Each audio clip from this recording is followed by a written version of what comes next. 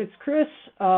Today we are going to be taking a look at a walkthrough of how to leverage GitHub Classroom for this semester. This is going to be a two-part video series. Part one, we're going to be looking at going all the way through Blackboard, accessing the GitHub repo, how to clone that down to our machine, how you guys will be able to write the code to it, and then finally how to commit and push it back up to the repository so I can go ahead and grade your code really easily. As a brief background, the reason we're testing this out is I hate having to work with you guys, or having to deal with the zip files of Visual Studio Solutions. They're always a headache. Sometimes we're missing files, sometimes not all the files are there, and honestly, it's just a pain and a very slow process. And it's really hard for me to give direct feedback back to you guys. The power of GitHub really is the ability for me to comment directly on the file in GitHub so you can see exactly what line of code was the problem, why it was a problem, and then I can give you guys code snippets of exactly how you could fix the bug. So it's a really powerful tool, and as you progress farther into your professional career, if you are going to be a developer, this is the tool of most places I've worked. There are other versioning tools out there, such as Subversion and Tortoise, but for the most part, most modern day companies are leveraging GitHub to some level. So it's really beneficial for you guys to learn it early and get used to using it. And on that crazy chance your computer crashes, GitHub has all of your code hopefully in the cloud, so you can pull it right back down on your new machine and get rolling. So we're going to take a walkthrough. I'm going to have this video, and then I'll also provide a step-by-step guide that I'm going to be referencing throughout the video, so you guys can also use that as a tool, and hopefully this will help clear up any confusion. Always feel free to reach out to me via Blackboard, via email, schedule some time with me for a one-on-one meeting, whatever you need. I'm here to help you guys to learn it and to become confident in what you're doing with it, and obviously with the code for the class. So let's jump right on in. I've already logged into Blackboard, so we'll be already there. Obviously, I'm in the student preview, so it may be a little funky, but for the most part, we should be right there. So if you're in your Blackboard, you've already hit your lessons. We're going to be looking at the week 1 version since it's week 1 of the semester. So this is the C# primer. Obviously, if we go to our assignment, just like always, we'll have that lab 1 assignment. This one's pretty straightforward. Hopefully the requirements make sense to you. If not, please reach out. So first thing you're going to do is you're going to hit that please use this link. So we're going to click on that. It's going to jump us over to this. Hopefully you've joined the classroom already. If not, make sure to select your name. I'm going to just kind of skip over that step. So right here, we're going to accept our assignment, right? So we accept it, and it'll start spinning this up. All you got to do is wait for the 30 seconds, minute or so, and we will be off and running, hopefully. And there we go. Now we have this nice link. So what this link is, every link will always look the same when it comes to GitHub. It'll start with that github.com/ if you're working in an organization, which is a level of the hierarchy of how it's designed, that'll always be there. If it's a personal one, if it's a personal side project or something else, that's actually going to just show your username, and then it'll have the name for it. These names are auto-designed by me, so I can find out who it is, and hopefully your username's somewhat remotely aligned to who you are. If not, everything's tied back in GitHub Classroom, so it's not a big deal. All right, so we are inside of GitHub. A quick overview. There's a couple tabs across the top. The big ones that we're going to be looking at are code and pull request in this class. Code is this view where you can actually see all of the files. So if we click on Primer Lab 1, we can see a .sln. That should be pretty familiar to us, right? That's our Visual Studio Solution file. And then inside of there is a CSproj and a .cs file. This one I was super nice to you guys and actually set up a template file, template solution for you. Moving forward, I may do it, I may not. It's going to be a toss-up, but for this one, I wanted to make sure you guys were all set up with a .NET Core Visual Studio Solution. The other one that we want to look at real quick, and we'll reference this in a little bit after we submitted our project, is our pull request tab. Pull requests are a really powerful tool, especially in the in long term when you're working in a professional environment. Pull requests are a way for your teammates to be able to review your code before it goes out to production. so hopefully they have a chance to look at it and make sure it's valid.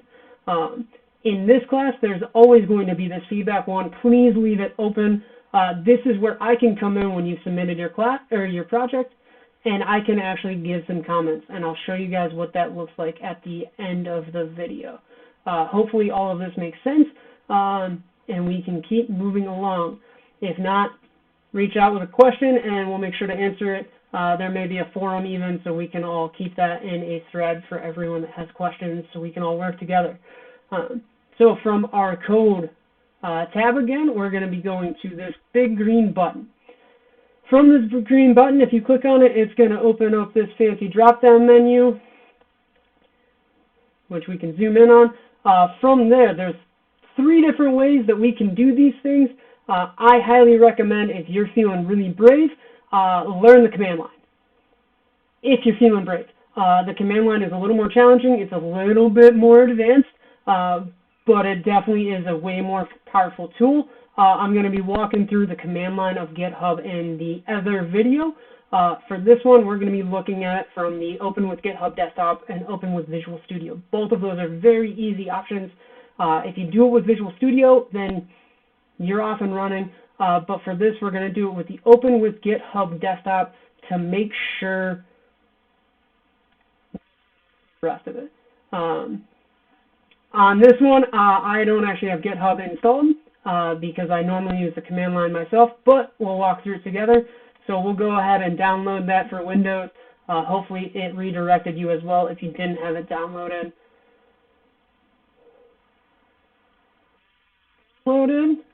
We can go ahead and open that up, and we can walk through those prompts.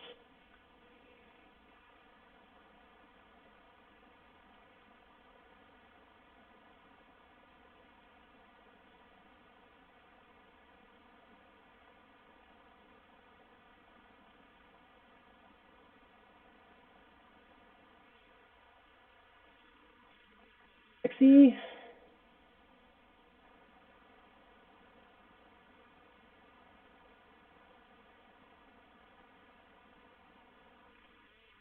With that fun browser. So while that's opening up, so far we've hit the first 4 options, or first 4 steps of the process.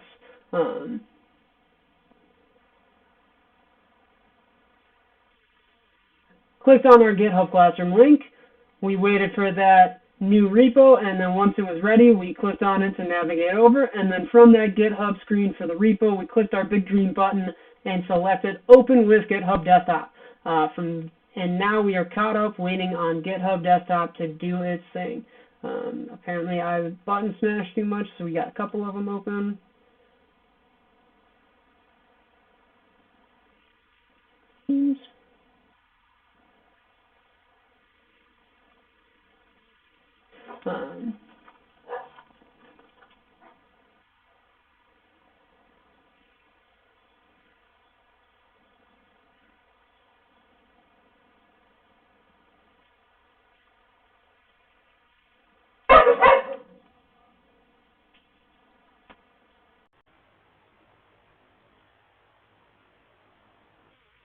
That long pause to get that GitHub installed on, we finally got this window. So we'll go ahead and sign ourselves into GitHub. That'll kick us over. We can say go ahead and authorize the desktop, and we are off and running. Type in your password. Luckily mine's saved, so we're good to go. Click through those prompts, and then we should get redirected back in just like this. Use my GitHub account and email address. Go ahead and just keep it on that. If you have multiple email addresses tied to yours, make sure you select your start state one. It'll just be a little bit cleaner for you. So we'll go ahead and do that, and then we'll hit finish. All right, from there, we have this nice window. Now that we are in, we're going to say we want to clone a repository from the internet. We want to clone it because we've already created it somewhere. Now, there are a ton of repos in my list just because I've worked with a lot. But if we scroll down in, or you could always just go to URL, and we're actually going to do it this way. It'll be a little bit easy for ourselves. So from that URL tab, if I go back to my browser and go back to GitHub, I'm going to kick back on that page. So I'm back to that GitHub repo. We can go ahead and just copy that. So either do your Control-C or right-click copy, or however your favorite way to copy and paste is. And then we'll jump back over to GitHub, paste that bad boy in. From your local path, you can save these wherever you want. I personally have my own folder structure set up, so if I go to my Windows C, so I'm on my C drive, I have a folder called Git Repos, and then for this case, because I don't want to mix in with my other personal ones, we're going to go ahead and go into the WDD224 templates so I know where it lives, and I'm going to throw it in that folder. You can keep them wherever you want. I do recommend keeping all of your Git repos together in a folder. It makes it way easier navigating-wise, and then you know where they all live. And because I use OneDrive to back stuff up, I keep these off on the C drive, so they don't get bogged down in my OneDrive backups as well. Once you're set up with your URL and your local path, you can go ahead and hit clone.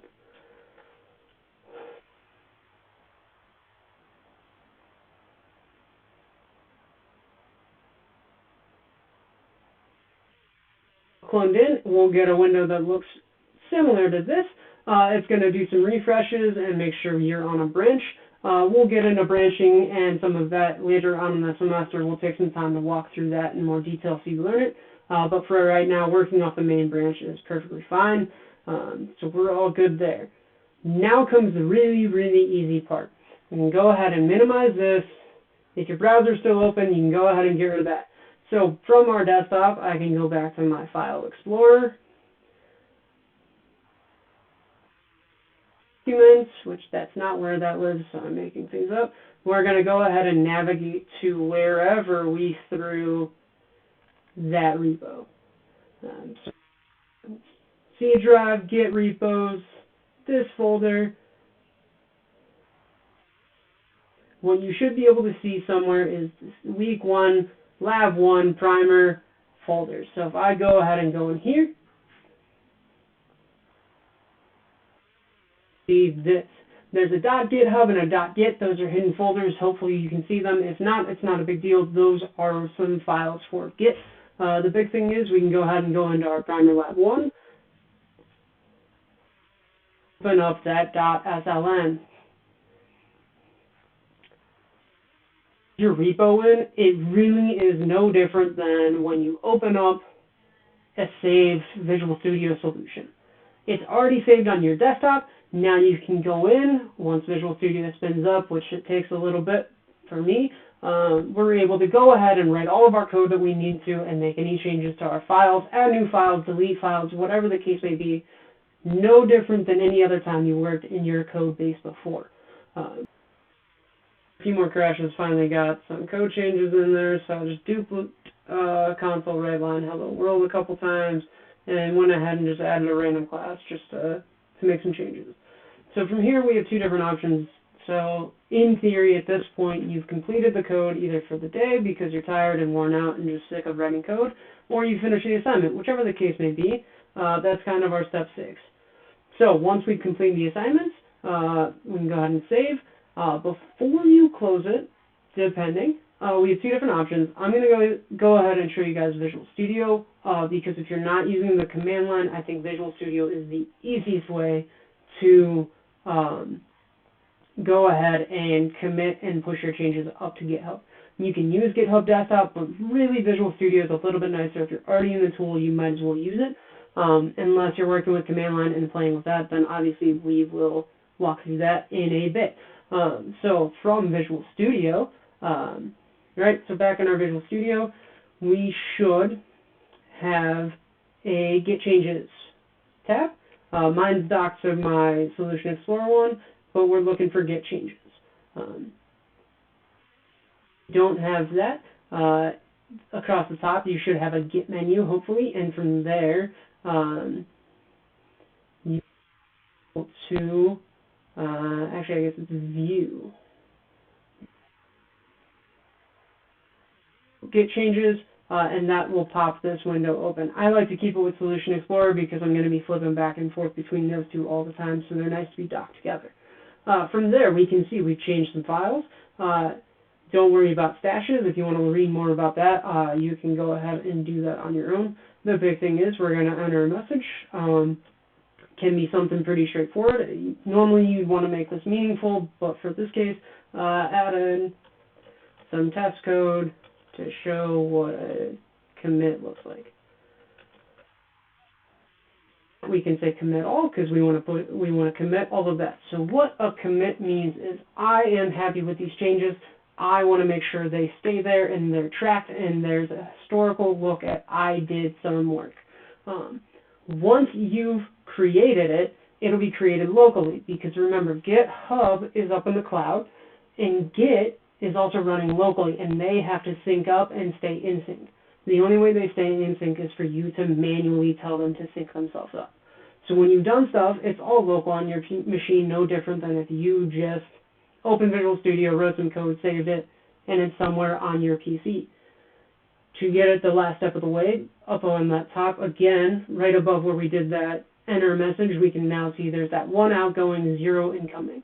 So 1 outgoing means you've committed something locally and it still hasn't made its way to the cloud. So if we go ahead and click on that, we'll be able to see, hey, this is what you did. There's some initial stuff. It looks like I did an initial commit. There's some feedback that got set up and some auto stuff from GitHub itself. But now we can see we added some test code and who was the author. So now all you got to do is hit push.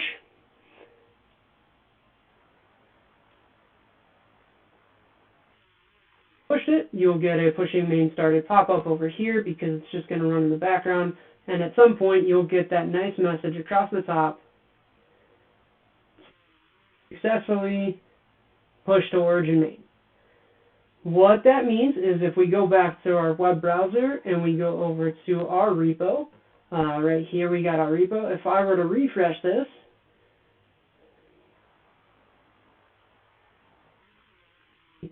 there's a change. And if we go over into see Gilla CE added some test code to show what a commit looks like. So if I click on that, we can see what that looks like. And there we can see right away, oh look, it went from this blank to something else. It went from just a console write line here to see what got changed. So if you're working and you get stuck and you're like, you know what, I'm just tired of dealing with this, you can commit your changes, push them up, and it'll have this historical tracking of what you were doing when you did it and when you said that's good enough. It's almost like an extra save on top of just saving locally. If you commit and push up to your repository, it's a bonus place. So again, you can access it if your computer crashes, or more importantly, if you're someone like me that works off of a couple of different machines, I have my work laptop, I have my personal PC, and I have my good desktop. If I've pushed something up to GitHub, I can log on to any of my devices, clone that repository down, and access my code, make some changes on the fly, and then go ahead and push it back up. And then the next day when I jump on a different machine, I can pull those down, sync myself back up, and all of a sudden I'm able to work across more than one machine with the same code without having to email it to myself, save it as a zip file, email it, put it in OneDrive, and then unzip it and then rezip it. This is a very nice way to collaborate across documents in a clean way. Because as you get farther into your coding careers, hopefully on some group projects at some point, this is a powerful way that you can all work off of the same code and not have to be emailing files back and forth. So hopefully this all makes sense to you guys. Hopefully this is a pretty straightforward walkthrough. So we did our commit and push our code. Again, I really recommend using Visual Studio for that last step or GitHub command line. If we do look at GitHub Desktop, there is a way to do it. It'll show your changes. You can add a description, and there's that big button to commit to main. So there's a lot of different tools out there, and GitHub has fantastic documentation. If you are stuck, Google commit to repository GitHub, and you will find a dozen different articles and blogs out there of how to do it. And again, I'm a resource. Just reach out to me, and I will try and respond as quickly as possible, especially in these early weeks. Because I don't want you feeling stuck and frustrated just because this new piece of the puzzle. And I always recommend, especially early when you're not sure, make sure you go hit up your GitHub repo like we did and just make sure that code that you pushed is up there somewhere. And then the final step is submit that comment to Dropbox to make sure I know that you're done with the project and not still kind of chipping away at the requirements. And then wait for some feedback from me. What that feedback will look like is, again, if we go to that pull request,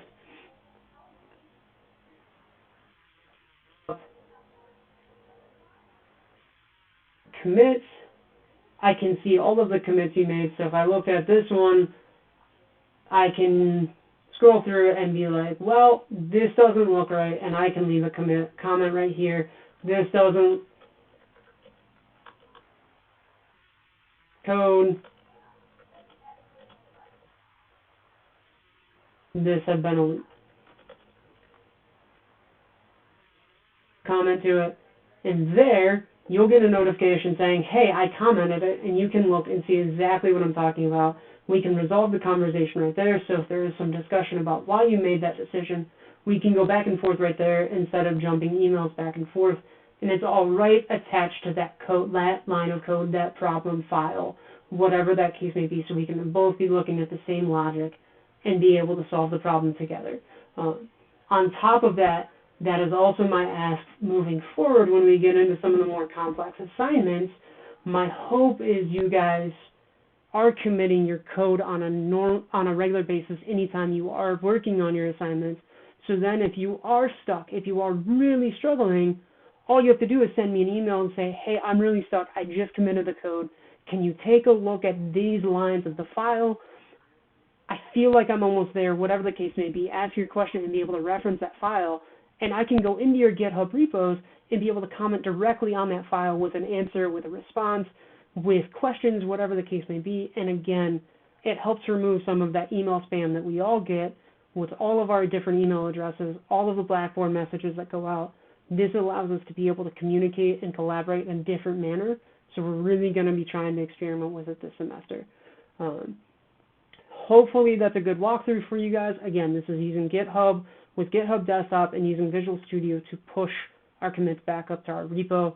The next video that I'm going to be putting out will be looking at walking through cloning a repo and committing and pushing using GitHub command line. I may wait until next week to put that one together, just so we get through the first week or so here getting used to the tool, and then we can expand on that and start playing around with the command line a little bit more. If you guys have questions, need help, please reach out. I'm always available as much as possible. I have office hours technically every evening, Tuesday through Thursday from about 4:30, I think I start, until about 9, but I can always set up something later, and that's all on Calendly. The link should be floating around, and I'll make sure it's attached to the Lab 1 assignment. So if you are stuck, go ahead and hit that, and you guys should be in good shape.